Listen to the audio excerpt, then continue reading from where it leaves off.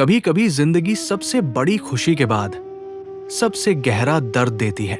शाम का वक्त था, हवा में हल्की ठंडक थी और मेरे कदम यूं थिरक रहे थे जैसे पूरी दुनिया मेरी हो। आज जिंदगी की सबसे प्यारी ख्वाहिश पूरी हुई थी। एमए पास, वो भी सिर्फ पास नहीं, पहला नंबर मेरा था। दोस्तों की बधाइयों की गूंज अब भी कानों में थी और दिल में वो पल बार बार दोहराता जा रहा था जब वाइस चांसलर साहब ने मुस्कुराकर मेरा हाथ थामा था और कहा था, भगवान तुम्हें और भी बड़े कामों की शक्ति दे। मुझे नहीं पता था ये आशीर्वाद जिंदगी की सबसे कठिन परीक्षा की शुरुआत है। मेरी खुशी की कोई सीमा न थी। मैं नौजवान था, सुंदर था, स्वस्थ था। रुपए पैसे की न मुझे इच्छा थी और न कुछ कमी। माँ बाप बहुत कुछ छोड़ गए थे। दुनिया में सच्ची खुशी पाने के लिए जिन चीजों की जरूरत है वो सब मुझे प्राप्त थी। और सबसे बढ़कर पहलू में एक हौसलामंद दिल था जो ख्याति प्राप्त करने के लिए अधीर हो रहा था। घर आया, दोस्तों ने यहां भी पीछा न छोड़ा। दावत की ठहरी, दोस्तों की खातिर अतवाजों में 12 बज गए। लेटा तो बरबस ख्याल मिस लीलावती की तरफ जा पहुंचा जो मेरे पड़ोस में रहती थी और जिसने मेरे साथ B0 A0 का डिप्लोमा हासिल किया था। भाग्यशाली होगा वो व्यक्ति जो मिस लीला को ब्याहेगा। कैसी सुंदर है, कितना मीठा गला है, कैसा हंसमुख स्वभाव। मैं कभी कभी उसके यहां प्रोफेसर साहब से दर्शन शास्त्र में सहायता लेने के लिए जाया करता था। वो दिन शुभ होता था जब प्रोफेसर साहब घर पर न मिलते थे। मिस लीला मेरे साथ बड़े तपाक से पेश आती और मुझे ऐसा मालूम होता था कि मैं ईसा मसीह की शरण में आ जाऊं तो उसे मुझे अपना पति बना लेने में आपत्ति न होगी। वो शेली, बायन और कीट्स की प्रेमी थी और मेरी रुचि भी बिल्कुल उसी के समान थी। हम जब अकेले होते तो अक्सर प्रेम और प्रेम के दर्शन पर बातें करने लगते और उसके मुंह से भावों में डूबी हुई बातें सुन सुनकर मेरे दिल में गुदगुदी पैदा होने लगती थी। मगर अफसोस, मैं अपना मालिक न था। मेरी शादी एक ऊंचे घराने में कर दी गई थी और अगरचे मैंने अब तक अपनी बीबी की सूरत भी न देखी थी, मगर मुझे पूरा पूरा विश्वास था कि मुझे उसकी संगत में वो आनंद नहीं मिल सकता जो मिस लीला की संगत में संभव है। शादी हुए 2 साल हो चुके थे मगर उसने मेरे पास एक खत भी न लिखा था। मैंने 2-3 खत लिखे भी मगर किसी का जवाब न मिला। इससे मुझे शक हो गया था कि उसकी तालीम भी यो ही सी है। क्या मैं इसी लड़की के साथ जिंदगी बसर करने पर मजबूर होगा? इस सवाल ने मेरे उन तमाम हवाई किलों को ढा दिया जो मैंने अभी अभी बनाए थे। क्या मैं मिस लीला से हमेशा के लिए हाथ धो लूं? नामुमकिन है। मैं कुमुदिनी को छोड़ दूंगा, मैं अपने घर वालों से नाता तोड़ लूंगा, मैं बदनाम होगा, परेशान होगा, मगर मिस लीला को जरूर अपना बनाऊंगा। इन्हीं ख्यालों के असर में मैंने अपनी डायरी लिखी और उसे मेज पर खुला छोड़कर बिस्तर पर लेटा रहा और सोचते सोचते सो गया। सवेरे उठकर देखता हूं तो बाबू निरंजन दास मेरे सामने कुर्सी पर बैठे हैं। उनके हाथ में डायरी थी जिसे वो ध्यानपूर्वक पढ़ रहे थे। उन्हें देखते ही मैं बड़े चाव से लिपट गया। अफसोस, अब उस देवोपम स्वभाव वाले नौजवान की सूरत देखनी ना नसीब होगी। अचानक मौत ने उसे हमेशा के लिए हमसे अलग कर दिया। कुमुदिनी के सगे भाई थे, बहुत स्वस्थ, सुंदर और हंसमुख। उम्र मुझसे 2 ही 4 साल ज्यादा थी। ऊंचे पद पर नियुक्त थे। कुछ दिनों से इसी शहर में तब्दील होकर आ गए थे। मेरी और उनकी गाढ़ी दोस्ती हो गई थी। मैंने पूछा, क्या तुमने मेरी डायरी पढ़ ली? निरंजन, हाँ मैम, गर कुमुदिनी से कुछ न कहना। निरंजन, बहुत अच्छा, न कहूंगा। मैं इस वक्त किसी सोच में हूं। मेरा डिप्लोमा देखा? निरंजन, घर से खत आया है, पिताजी बीमार है, 2-3 दिन में जाने वाला हूं। मैं शौक से जाइए, ईश्वर उन्हें जल्द स्वस्थ करे। निरंजन, तुम भी चलोगे? न मालूम कैसा पड़े कैसा न पड़े। मैं, मुझे तो इस वक्त माफ कर दो। निरंजन दास ये कहकर चले गए। मैंने हजामत बनाई, कपड़े बदले और मिस लीलावती से मिलने का चाव मन में लेकर चला। वहां जाकर देखा तो ताला पड़ा हुआ है। मालूम हुआ कि मिस साहिबा की तबीयत 2-3 दिन से खराब थी। आबवा बदलने के लिए नैनीताल चली गई। अफसोस, मैं हाथ मलकर रह गया। क्या लीला मुझसे नाराज थी? उसने मुझे क्यों खबर नहीं दी? लीला, क्या तू बेवफा है? तुझसे बेवफाई की उम्मीद न थी। फौरन पक्का इरादा कर लिया कि आज की डाक से नैनीताल चल दूं। मगर घर आया तो लीला का खत मिला। कांपते हुए हाथों से खोला। लिखा था, मैं बीमार हूं, मेरी जीने की कोई उम्मीद नहीं है। डॉक्टर कहते हैं कि प्लेग है। जब तक तुम आओगे शायद मेरा किस्सा तमाम हो जाएगा।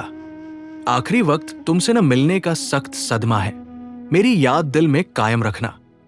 मुझे सख्त अफसोस है कि तुमसे मिलकर नहीं आई। मेरा कसूर माफ करना और अपनी अभागिनी लीला को भुला मत देना। खत मेरे हाथ से छूटकर गिर पड़ा। दुनिया आंखों में अंधेरी हो गई। मुंह से एक ठंडी आहन निकली। बिना एक क्षण गवाए मैंने बिस्तर बांधा और नैनीताल चलने के लिए तैयार हो गया। घर से निकला ही था कि प्रोफेसर बोस से मुलाकात हो गई। कॉलेज से चले आ रहे थे। चेहरे पर शोक लिखा हुआ था। मुझे देखते ही उन्होंने जेब से एक तार निकालकर मेरे सामने फेंक दिया। मेरा कलेजा धक से हो गया। आंखों में अंधेरा छा गया। तार कौन उठाता है? और हाय मारकर बैठ गया। लीला, तू इतनी जल्दी मुझसे जुदा हो गई। मैं रोता हुआ घर आया और चारपाई पर मुंह ढांपकर खूब रोया। नैनीताल जाने का इरादा खत्म हो गया। 10-12 दिन तक मैं उन्माद की सी दशा में इधर उधर घूमता रहा। दोस्तों की सलाह हुई कि कुछ रोज के लिए कहीं घूमने चले जाओ। मेरे दिल में भी ये बात जम गई। निकल खड़ा हुआ और 2 महीने तक विंध्याचल, पारसनाथ वगैरह पहाड़ियों में आवारा फिरता रहा। ज्यों-त्यों करके नई नई जगहों और दृश्यों की सैर से तबीयत को जरा तस्कीन हुई। मैं आबू में था जब मेरे नाम तार पहुंचा कि मैं कॉलेज की असिस्टेंट प्रोफेसरी के लिए चुना गया हूं। जी तो न चाहता था कि फिर इस शहर में आऊं, मगर प्रिंसिपल के खत ने मजबूर कर दिया। लाचार लौटा और अपने काम में लग गया। जिंदादिली नाम को न बाकी रही थी। दोस्तों की संगत से भागता और हंसी मजाक से चिढ़ मालूम होती।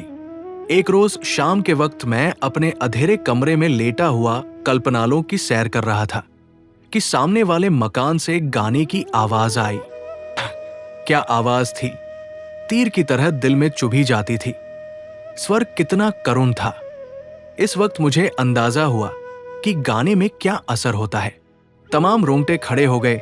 कलेजा महसूसने लगा और दिल पर एक अजीब वेदना सी छा गई। आंखों से आंसू बहने लगे। हाय, ये लीला का प्यारा गीत था। पिया मिलन है कठिन बावरी। मुझसे जब्त न हो सका।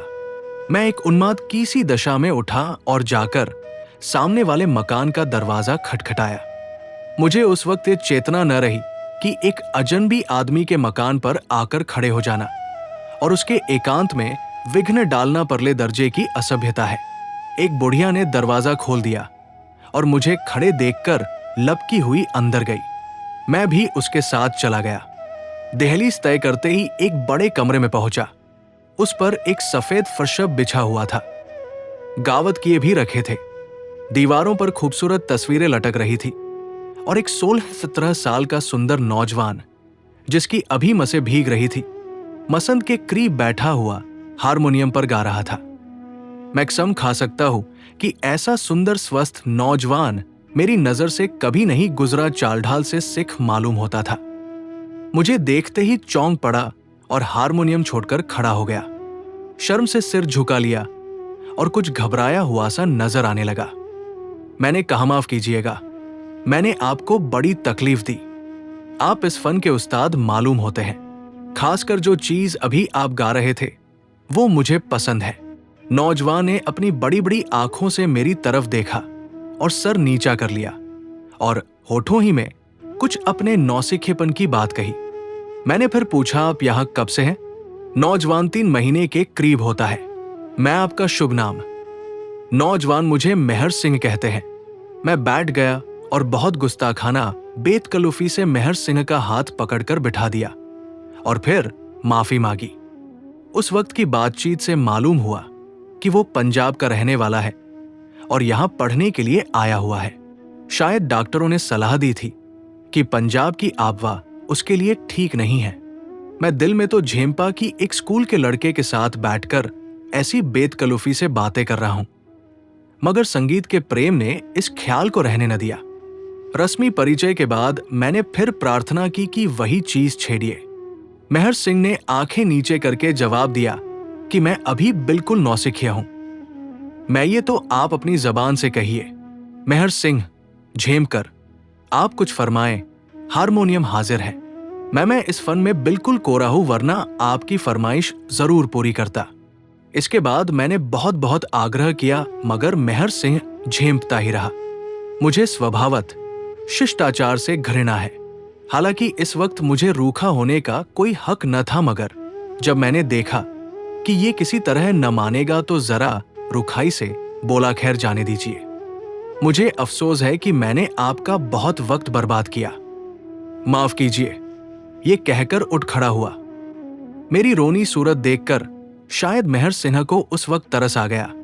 उसने झेमते हुए मेरा हाथ पकड़ लिया और बोला, आप तो नाराज हुए जाते हैं। मुझे आपसे नाराज होने का कोई हक हासिल नहीं।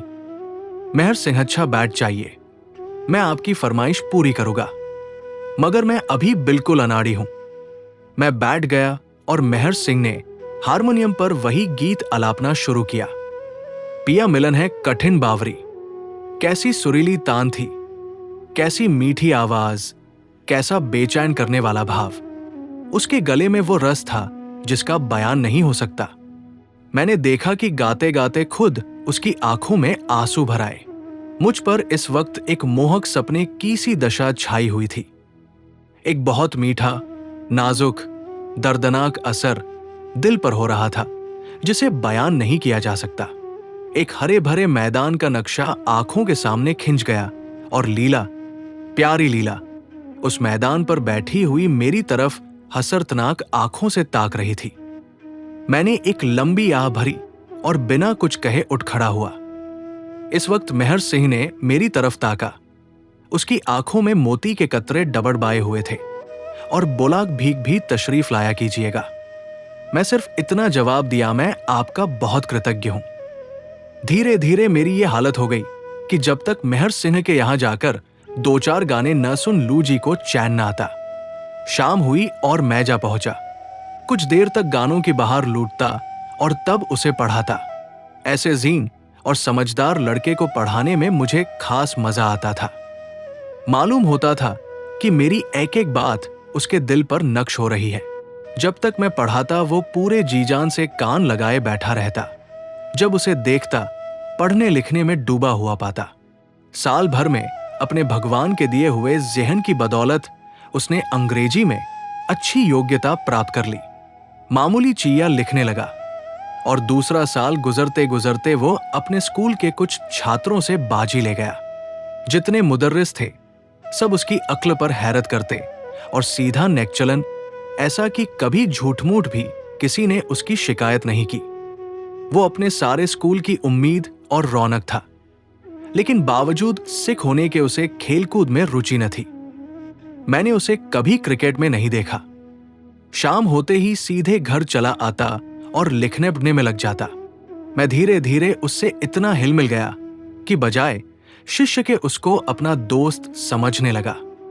उम्र के लिहाज से उसकी समझ आश्चर्यजनक थी। देखने में 16 से 17 साल से ज्यादा न मालूम होता, मगर जब कभी मैं रवानी में आकर दुर्बोध कवि कल्पनाओं और कोमल भावों की उसके सामने व्याख्या करता तो मुझे उसकी भंगिमा से ऐसा मालूम होता कि एक एक बारीकी को समझ रहा है। एक दिन मैंने उससे पूछा, मेहर सिंह, तुम्हारी शादी हो गई? मेहर सिंह ने शर्माकर जवाब दिया भी नहीं। मैं, तुम्हें कैसी औरत पसंद है? मेहर सिंह, मैं शादी करूंगा ही नहीं। मैं, क्यों? मेहर सिंह, मुझ जैसे जाहिल गवार के साथ शादी करना कोई औरत पसंद ना करेगी। मैम, बहुत कम ऐसे नौजवान होंगे तो तुमसे ज्यादा लायक हो या तुमसे ज्यादा समझ रखते हो। मेहर सिंह ने मेरी तरफ अचंभे से देखकर कहा, आप दिल लगी करते हैं। मैं दिल लगी नहीं, मैं सच कहता हूं। मुझे खुद आश्चर्य होता है कि इतने कम दिनों में तुमने इतनी योग्यता क्यों कर पैदा कर ली। अभी तुम्हें अंग्रेजी शुरू किए 3 बरस से ज्यादा नहीं हुए। मेहर सिंह, क्या मैं किसी पढ़ी लिखी लेडी को खुश रख सकूंगा? मैं जोश से, बेशक। गर्मी का मौसम था। मैं हवा खाने शिमले गया हुआ था। मेहर सिन्हा भी मेरे साथ था। वहां मैं बीमार पड़ा। चेचक निकल आई। तमाम जिस्म में फफोले पड़ गए। पीठ के बल चारपाई पर पड़ा रहता। उस वक्त मेहर सिंह ने मेरे साथ जो जो एहसान किए वो मुझे हमेशा याद रहेंगे। डॉक्टरों की सख्त मनाही थी कि वह मेरे कमरे में न आवे, मगर मेहर सिंह आठों पहर मेरे ही पास बैठा रहता। मुझे खिलाता पिलाता, उठाता बिठाता। रात रात भर चारपाई के करीब बैठकर जागते रहना मेहर सिंह का काम था। सगा भाई भी इससे ज्यादा सेवा नहीं कर सकता था। एक महीना गुजर गया। मेरी हालत रोज बरोज बिगड़ती जाती थी। एक रोज मैंने डॉक्टर को मेहर सिंह से कहते सुना कि इनकी हालत नाजुक है। मुझे यकीन हो गया कि अब न बचूंगा, मगर मेहर सिंह कुछ ऐसी दृढ़ता से मेरी सेवा शुश्रूषा में लगा हुआ था जैसे वो मुझे जबरदस्ती मौत के मुंह से बचा लेगा। एक रोज शाम के वक्त मैं कमरे में लेटा हुआ था कि किसी के सिसकी लेने की आवाज आई। वहां मेहर सिंह को छोड़कर और कोई न था। मैंने पूछा, मेहर सिंह, तुम रोते हो? मेहर सिंह ने जब्त करके कहानी, रो क्यों? और मेरी तरफ बड़ी दर्द भरी आंखों से देखा। मैन तुम्हारे सिसकने की आवाज आई। मेहर सिंह, वो कुछ बात न थी, घर की याद आ गई थी। मैं सच बोलो। मेहर सिंह की आंखें फिर डबडबा आई। उसने मेज पर से आईना उठाकर मेरे सामने रख दिया। हे नारायण! मैं खुद को पहचान न सका। चेहरा इतना ज्यादा बदल गया था। रंगत बजाय सुर्ख के सिया हो रही थी और चेचक के बदनुमा दागों ने सूरत बिगाड़ दी थी। अपनी ये बुरी हालत देखकर मुझसे भी जब्त न हो सका और आंखें डबडबा गई। वो सौंदर्य जिस पर मुझे इतना गर्व था बिल्कुल विदा हो गया था। मैं शिमले से वापस आने की तैयारी कर रहा था। मेहर सिंह उसी रोज मुझसे विदा होकर अपने घर चला गया था। मेरी तबीयत बहुत उचाट हो रही थी। असबाब सब बद चुका था कि एक गाड़ी मेरे दरवाजे पर आकर रुकी और उसमें से कौन उतरा? मिस लीला। मेरी आंखों को विश्वास न हो रहा था। चकित होकर ताकने लगा। मिस लीलावती ने आगे बढ़कर मुझे सलाम किया और हाथ मिलाने को बढ़ाया। मैंने भी बौखलाहट में हाथ तो बढ़ा दिया, मगर अभी तक ये यकीन नहीं हुआ था कि मैं सपना देख रहा हूं या हकीकत है। लीला के गालों पर वो लाली न थी न वह चुलबुलापन, बल्कि वो बहुत गंभीर और पीली पीली सी हो रही थी। आखिर मेरी हैरत कम न होते देखकर उसने मुस्कुराने की कोशिश करते हुए कहा, तुम कैसे जेंटलमैन हो कि एक शरीफ लेडी को बैठने के लिए कुर्सी भी नहीं देते। मैंने अंदर से कुर्सी लाकर उसके लिए रख दी, मगर अभी तक यही समझ रहा था कि सपना देख रहा हूं। लीलावती ने कहा, शायद तुम मुझे भूल गए। मैं भूल तो उम्र भर नहीं सकता, मगर आंखों को एतबार नहीं आता। लीला, तुम तो बिल्कुल पहचाने नहीं जाते। मैन, तुम भी तो वो नहीं रही। मगर आखिर ये भेद क्या है? क्या तुम स्वर्ग से लौट आई? लीला, मैं तो नैनीताल में अपने मामा के यहां थी। मैं और वो चिट्ठी मुझे किसने लिखी थी और तार किसने दिया था? लीला, मैंने ही। मैं क्यों? तुमने ये मुझे धोखा क्यों दिया? शायद तुम अंदाजा नहीं कर सकती कि मैंने तुम्हारे शोक में कितनी पीड़ा सही है।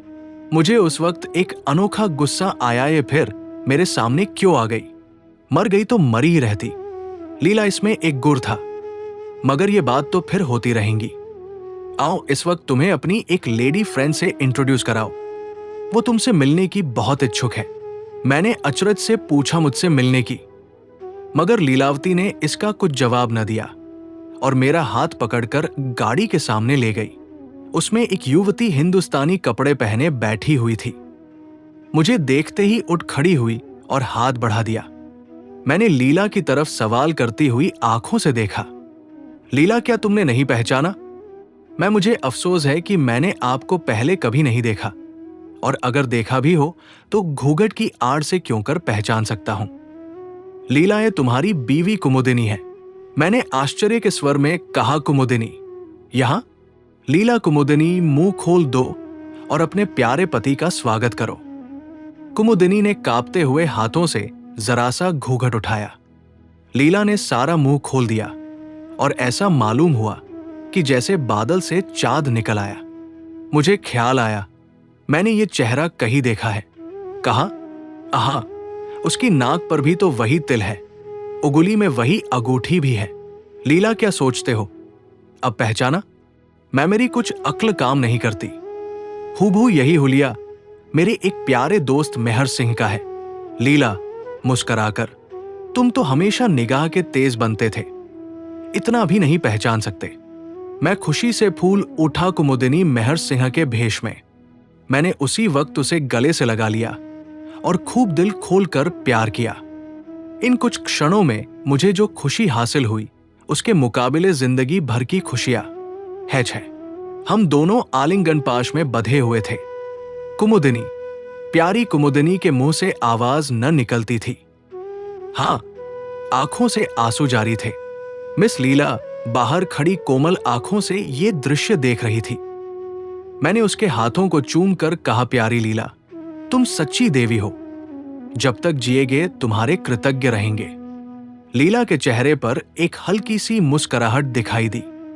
बोली, अब तो शायद तुम्हें मेरे शोक का काफी पुरस्कार मिल गया। लीला की मुस्कान में जो दर्द था वही इस कहानी की सबसे गहरी सच्चाई बन गया। कभी कभी शोक ही इंसान को सबसे बड़ा पुरस्कार दे जाता है, समझ, त्याग और अमर प्रेम का। अगर इस कहानी ने तुम्हारे दिल को छुआ हो तो शोक का पुरस्कार की तरह अगली कहानी में भी मिलते हैं, जहां हर शब्द इंसानियत की एक नई परत खोलता है। सुनना मत भूलना, क्योंकि अगली कहानी शायद तुम्हारी अपनी जिंदगी को छू जाए।